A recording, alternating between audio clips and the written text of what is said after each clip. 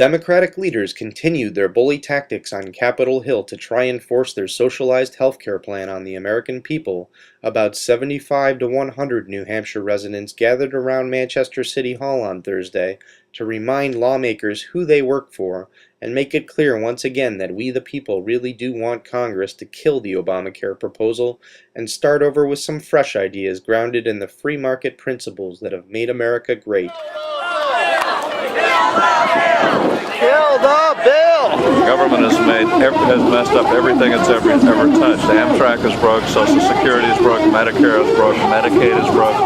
Everything they touch, even the post office, which has been with us since the beginning, is broke because government is owning it and running it. And now, with that record, they want to take over 1/6 of the American economy and own and run that. If we let them, we're in trouble.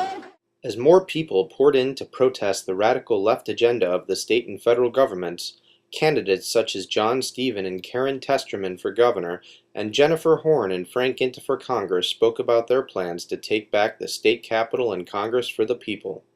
You see people in Washington who want to take your money, who want to take your rights, and want to take your freedoms each and every day. And we've had enough of it. We've got to keep going to rallies like this. We've got to show the state, we've got to show the country that we mean business. This is our country, this is our time, and we are going to make sure that our voices are heard.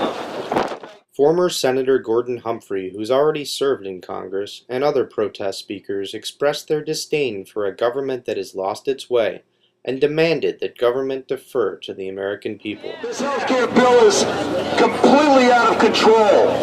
They're spending money they don't have. They're hiding the true costs.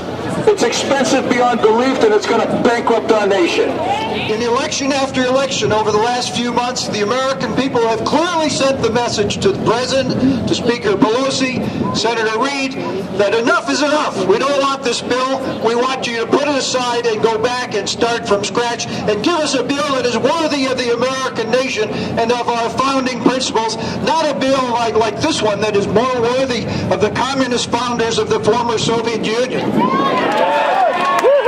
When the government imposes its will without the consent of the people, ladies and gentlemen, that is called tyranny.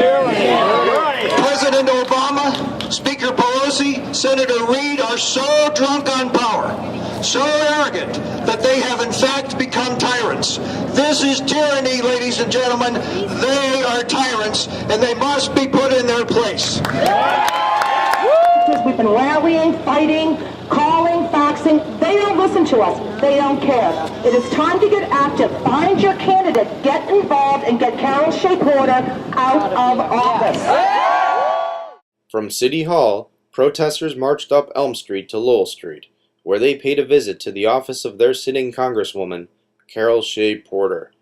Protesters, tired of her form letters, arrogant attitude, and allegiance to Nancy Pelosi rather than the residents of her district, sent Shea-Porter a clear message about her coming pink slip, particularly if she continues along her current shameful path.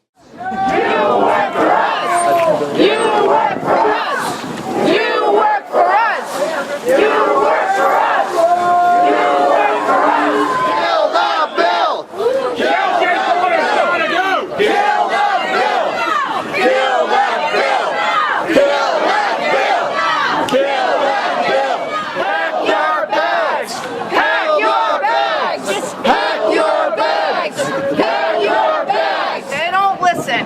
They don't listen, and they don't listen. And eventually, people are going to say, we will make you listen. So I hope it doesn't come to that.